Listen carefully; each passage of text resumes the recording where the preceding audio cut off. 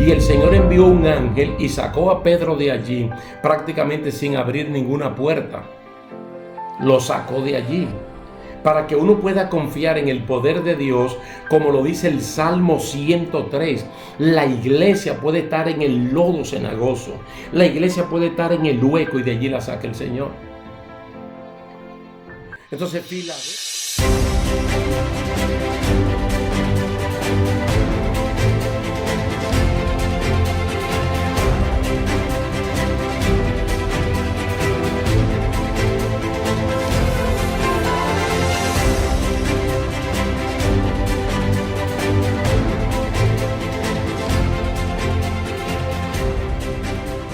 ¿qué tal, queridos hermanos? Dios me le bendiga, Dios le guarde. Es un placer estar aquí de nuevo con ustedes para finalizar con esta serie de estudios bíblicos, la Iglesia del Nuevo Testamento. Un tema súper amplio, pero que le vamos a poner punto final en el día de hoy con este capítulo, el número 50. Vamos a leer en Apocalipsis capítulo 3, versículo 14 al 22, el mensaje de Dios para la iglesia local de Laodicea. Y así dice su palabra. Y escribe al ángel de la iglesia en Laodicea: He aquí el amén, el testigo fiel y verdadero, el principio de la creación de Dios, dice esto: Yo conozco tus obras, que ni eres frío ni caliente. Ojalá fuese frío o caliente. Pero por cuanto eres tibio y no frío ni caliente, te vomitaré de mi boca. Porque tú dices: yo soy rico y me he enriquecido, y de ninguna cosa tengo necesidad. Y no sabes que tú eres un desventurado, miserable, pobre, ciego y desnudo. Por tanto, yo te aconsejo que de mí compres oro refinado en fuego, para que seas rico, y vestiduras blancas para vestirte, y que no se descubra la vergüenza de tu desnudez, y unge tus ojos con colirio para que veas. Yo reprendo y castigo a todos los que amo. Sé pues celoso y arrepiéntete. He aquí yo estoy a la puerta y llamo. Si alguno oye mi voz y abre la puerta, entraré a él y cenaré con él, y él conmigo. Al que venciere le daré que se siente conmigo en mi trono, así como yo he vencido y me he sentado con mi Padre en su trono. El que tiene oído, oiga lo que el Espíritu dice a las iglesias. En este caso son las 7 iglesias de Asia Menor, en lo que es la Turquía moderna. Que independientemente este mensaje sea para la Odisea, las otras congregaciones tienen que prestarle atención. Yo quiero iniciar con 3 versículos para que, iniciando, valga la redundancia, ustedes mismos saquen sus conclusiones hasta mucho antes de terminar acerca de esta iglesia y también de nuestras propias vidas. Escuchen lo que dice Primera de Pedro, capítulo 4, verso 7. Porque es tiempo de que el juicio comience por la casa de Dios. Y si comienza por nosotros primero, ¿cuál será el fin de los que no obedecen al Evangelio de Dios? En Hebreos capítulo 2, versículo 1 al 3. Por tanto, es necesario que con más diligencia atendamos a las cosas que hemos oído, no sea que nos deslicemos. Porque si la palabra dicha por medio de los ángeles fue firme, y toda transgresión y desobediencia recibió justa retribución, ¿cómo escaparemos nosotros si descuidamos una salvación tan grande? Y en 1 Timoteo capítulo 1 verso 19 dice: manteniendo la fe y buena conciencia, desechando la cual naufragaron en cuanto a la fe algunos. Tuve que con estas 3 citas bíblicas, acompañado con lo que acabamos de leer, nos damos cuenta que la salvación es algo muy delicado. Y es un don, el don más grande que Dios pudo haberle dado a los creyentes, y nosotros tenemos que cuidarlo con temor y con temblor. Probablemente no se pierda, pero cuidarlo como si se pudiera perder. Esta iglesia local de la Odisea se conoce en relación con la iglesia de Colosas, porque prácticamente eran como dos ciudades mellizas divididas por un río, el río Lico. Entonces el apóstol Pablo le dice a los hermanos colosenses que esa carta que él estaba escribiendo a Colosas, que la compartan con la iglesia de Laodicea. Y que la carta que él envió a Laodicea, de la cual no hay registro, prácticamente se perdió, que fuera leída en la iglesia de Colosas, según Colosenses capítulo 4, verso 16. Pero noten la manera usual como el Señor se introduce. En este caso el amén, el testigo fiel y verdadero, y el principio de la creación de Dios dice lo que le tiene que decir a esta iglesia. Yo conozco tus obras. Es decir, yo te conozco perfectamente bien, y es bueno que inmediatamente el oyente se dé cuenta que no es a la Odisea solamente que el Señor le está diciendo esto, sino a usted y a mí, que somos casa de Dios y que somos la iglesia del siglo XXI. Entonces, cuando el Señor le dice, conozco tus obras, le dice, tú no eres ni frío ni caliente. Y ojalá fuese frío o caliente. Pero el problema está en la tibieza. No hay duda de que el Señor Jesús está hablando de la condición espiritual de la iglesia local, porque a veces uno cree que uno puede pasar en oculto delante de los ojos de Dios, y estando tibio espiritualmente, Dios no se va a dar cuenta. Pero Él no solamente se da cuenta, sino que nos hace ver a nosotros el inmenso peligro que es mantener una vida espiritual de tibieza. Porque si la vida estuviera completamente fría, pues ya no tiene Dios parte ni suerte con nosotros, y es porque somos mundanos al 100%. Y si estamos fervientes en el espíritu caliente, pues el Señor siente contentamiento con nuestro estado espiritual. Pero el dolor que le causamos a Dios es cuando nosotros estamos cuando estamos tibios. No es la única ocasión, Dios siempre lo ha hecho. Siempre lo ha hecho. Dios tiene sus mecanismos divinos para darse cuenta cómo están todos los seres humanos. Fue lo primero que hizo en la sociedad antediluviana, cuando Él mismo vio que el pensamiento del corazón de los hombres era de continuo solamente el mal. No había nada bueno, todo era malo. A Nabucodonosor y a Belsasar, según dice Daniel capítulo 4 y capítulo 5, Dios los evaluó, los pesó y los halló falto. A esta iglesia local de Laodicea, el Señor la evalúa y no la halla ni fría ni caliente, sino tibia. Entonces, al encontrar la tibia, ahí mismo le dice en el verso 16, te voy a vomitar de mi boca. Hay que prestar mucha atención a los 3 versículos que leímos al principio, para que uno se dé cuenta, hermanos, de que hay personas salvas que al final del día pueden que no sean salvos definitivamente, que su nombre hayan sido borrados del libro de la vida, que el Señor haya retirado su candelero, que el Señor los haya vomitado, porque primera de Pedro 4:7 dice que el juicio de Dios comienza primero por su casa.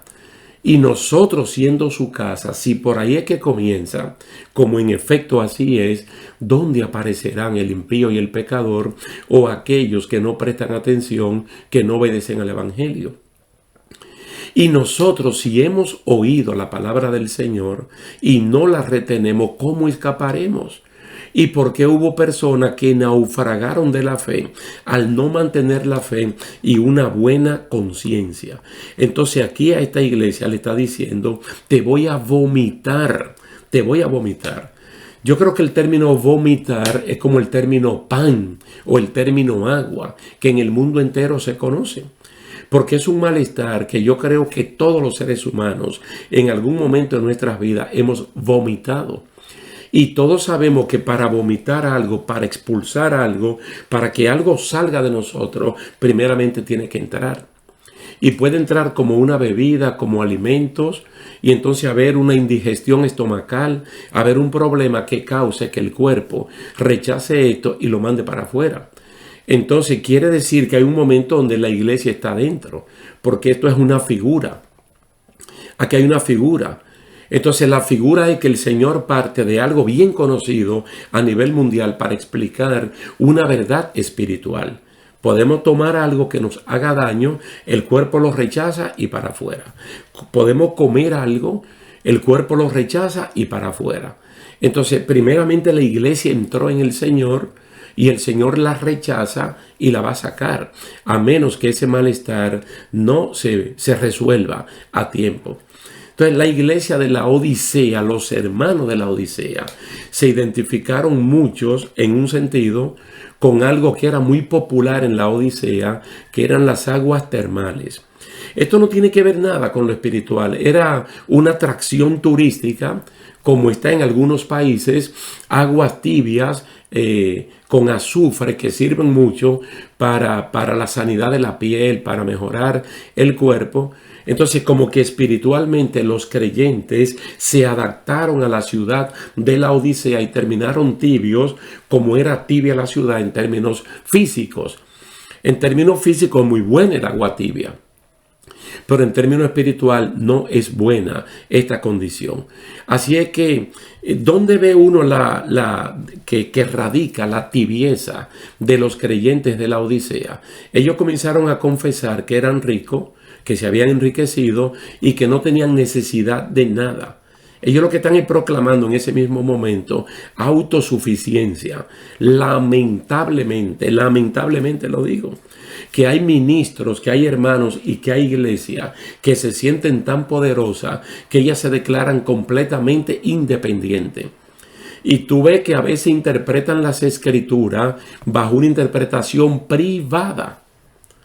Y entonces están enseñando algo como si a Dios se le haya olvidado. Entonces, redundando en lo mismo, proclamaban que de nada tenían escasez sin darse cuenta que de Dios esta iglesia local estaba completamente vacía. Y vuelvo y le digo, hermanos, el peligro que hay aquí. Porque siguiendo la línea de los 3 versículos que acabamos de leer, Primera de Pedro capítulo 4, verso 17, y Hebreos capítulo 2, verso 1 al 3, y Primera de Timoteo capítulo 1, verso 19, solamente por escoger 3, y a sabienda que esta carta fue enviada a una iglesia cristiana evangélica. Vamos a decir que no fue una iglesia profana, mundana, impía. No, a una iglesia cristiana evangélica. Porque no podemos negar los hechos. ¿Qué le dice el Señor a una iglesia cristiana evangélica con todo y su pastor? Desventurado, miserable, pobre, ciego y desnudo. Claramente en el verso 17. Entonces, creyéndose que lo tiene todo, entonces no tiene nada. Porque el que tiene a Dios lo tiene todo. El que no tiene a Dios, aunque tenga todo, no tiene nada. Este fue el mal de la iglesia.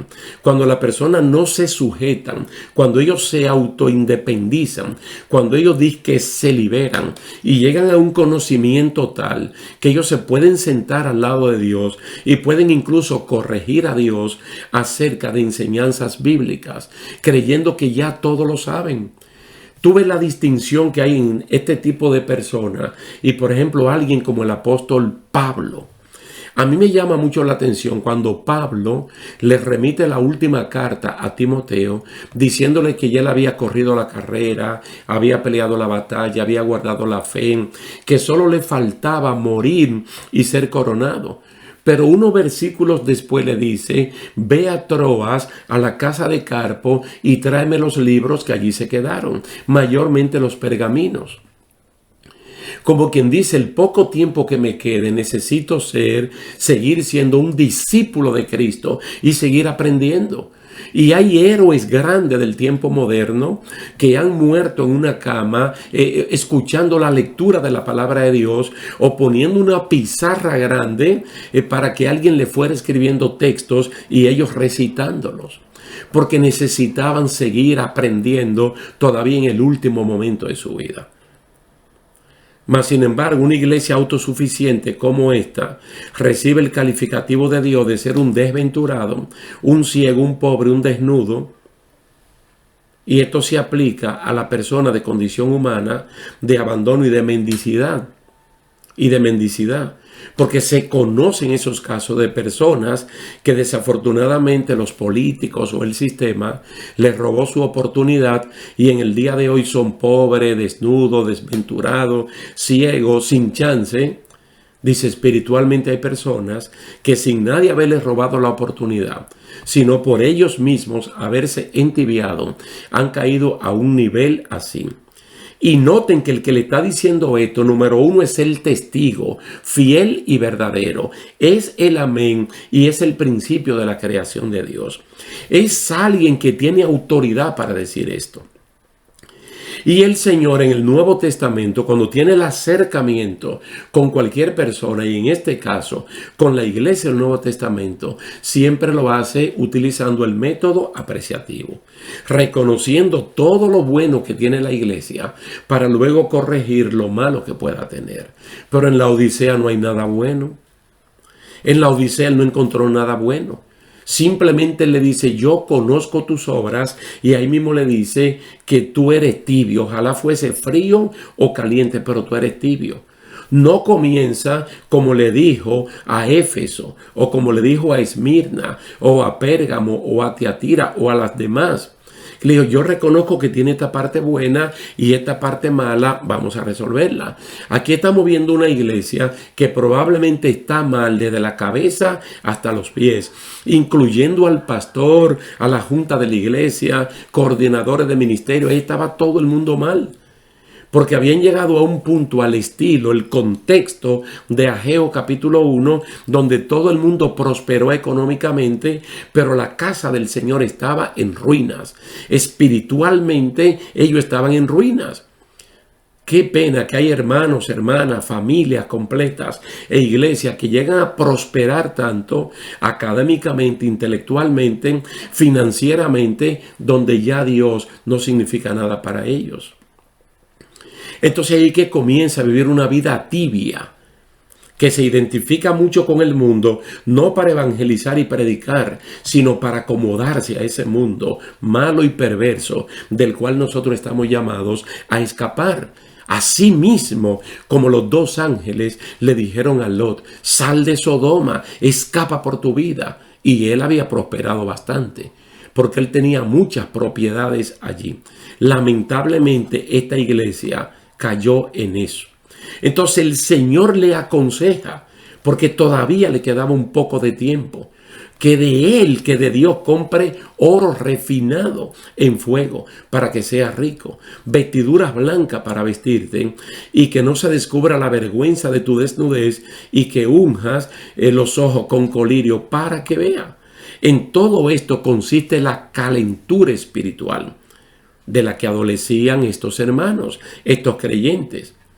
Tener a Dios en primer plano como único Señor equivale a tener oro refinado. Y el oro refinado usted lo puede ver en el tabernáculo representando la divinidad. Mira el caso de Lázaro el mendigo y de Dives, el rico poderoso de su tiempo. Uno era rico en bienes materiales, pero un paupérrimo en bienes espirituales. El otro era paupérrimo en bienes materiales, pero era multimillonario en bienes espirituales. De tal manera que el día que ambos murieron, uno fue sepultado con honores humanos, el otro fue sepultado, pero una delegación de ángeles vino a buscar el alma de este hombre para llevarla a la presencia de Dios como si fuera todo un multimillonario espiritual. Vestiduras blancas. ¿Qué son las vestiduras blancas? Como la narra el mismo libro de Apocalipsis, las acciones justas de los santos. No esta condición de competencia, de convertir la iglesia o convertir a los líderes o algunos miembros en celebridades públicas, que ellos sean el atractivo y no Jesucristo. Así no se vale.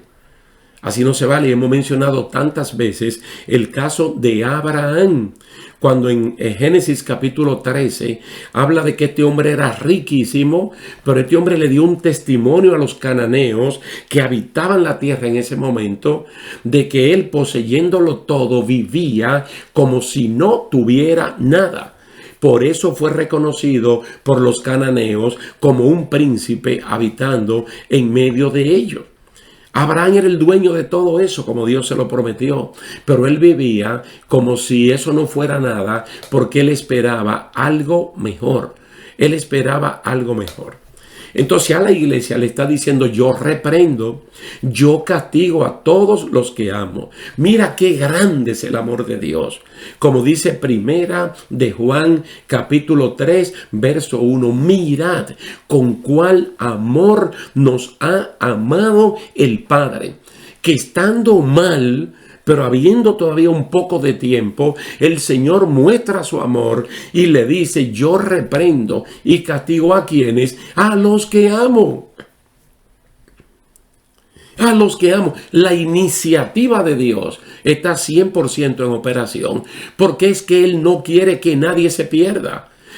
Segunda de Pedro capítulo 3. Dios es paciente. Dios no es tardío, Dios es paciente para con nosotros, porque Él no quiere que nadie se pierda, mucho menos los que están en una condición de tibieza, que rápidamente pueden poner la reversa y subir al nivel de calentarse espiritualmente y ser llenos del Espíritu Santo.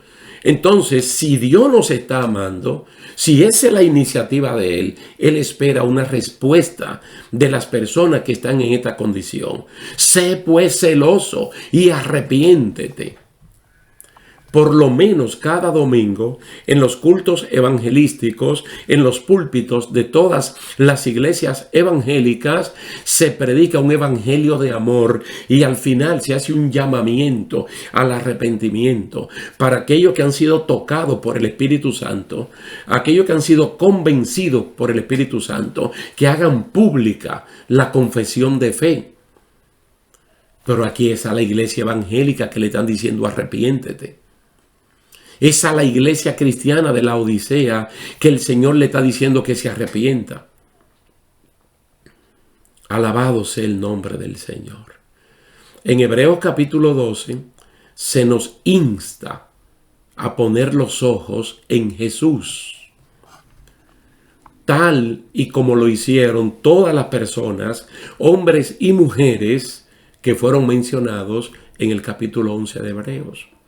Todos triunfaron, todos ganaron, aun aquellos que murieron por su fe, por poner los ojos en Jesús. No en las riquezas materiales, no en el reconocimiento de los hombres, no en el reconocimiento de los hombres.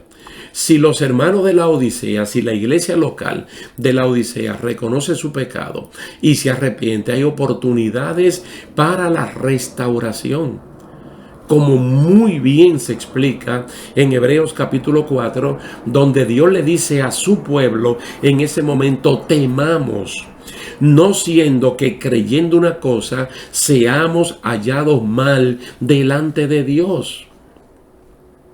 Delante de Dios. Ahora, nota cómo el Señor también utiliza una figura que los hermanos de la Odisea, como los creyentes de ahora, podemos entender perfectamente bien.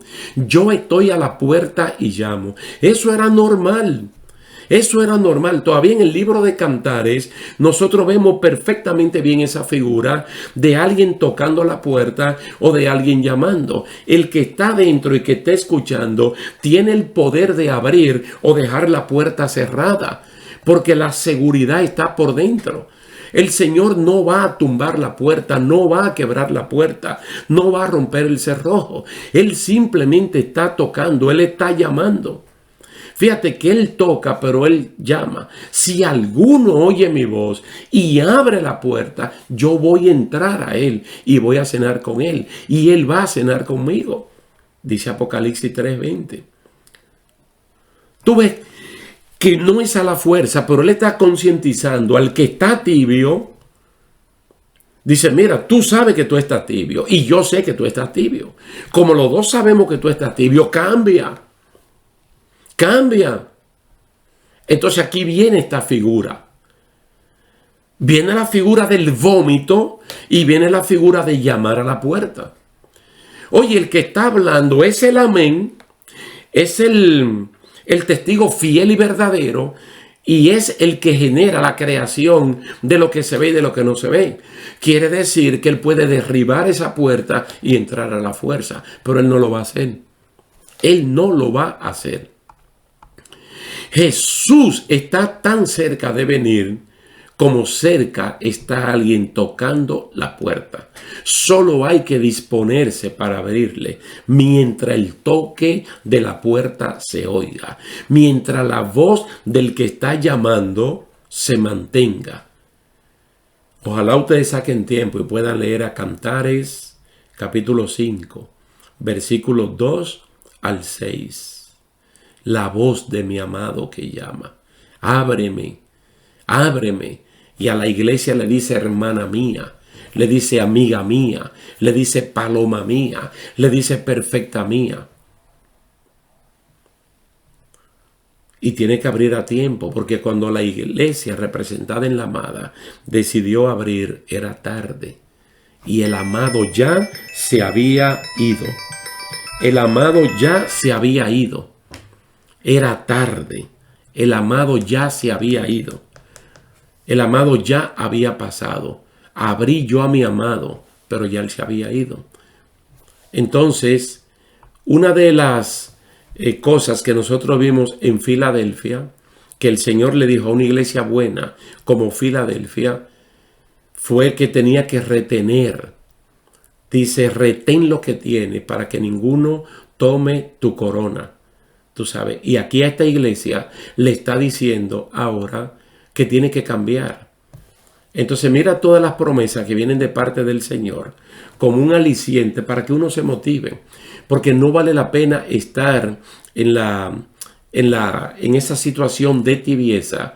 Él dice, al que venciere yo le voy a dar que se siente conmigo en mi trono, porque hay personas que quieren violentar el Salmo número 1 y sentarse en trono de escarnecedores, en silla de enemigos de la obra de Dios. Siéntate mejor en el trono con Jesucristo, como el Padre le dijo, siéntate conmigo. Entonces hay una promesa grande de parte del Señor. Hay vestiduras blancas. Tú sabes, hay bendición, hay salvación de parte del Señor para su pueblo. Y también hay que entender que este mensaje que la iglesia está recibiendo de parte del Espíritu Santo no es para que las demás iglesias comiencen a señalar a la Odisea diciéndole ciertamente esta iglesia está tan mal que debe de quedarse, o esta familia o este hermano. Es para que uno pueda reflexionar en uno mismo. 7 veces desde el mensaje a la iglesia de Éfeso hasta la iglesia de la Odisea, el Señor manda poner atención a la reprensión o al estímulo que se le da a cada una de la iglesia local. A cada una de la iglesia local, el Señor le está diciendo que hay bendición para comer del árbol de la vida que está en medio del paraíso de Dios. Hay bendición de no sufrir de la muerte segunda. Hay bendición de comer del maná escondido y de recibir un nombre nuevo. Hay bendición de no borrar el nombre del libro de la vida. Hay bendición de ser columna en el templo de Dios. Hay bendición de sentarse en el trono de Dios. Y finalmente en Apocalipsis capítulo 21, versículo 7, el Señor lo redondea todo. Lo redondea todo y allí dice, el que venciere heredará todas las cosas. Yo seré su Dios y él será mi hijo. Alabado sea el nombre del Señor. Quiere decir, estimados hermanos, que no hay ninguna razón para no obedecer a lo que el Señor nos está diciendo aquí, de que pasemos revista a nuestra vida.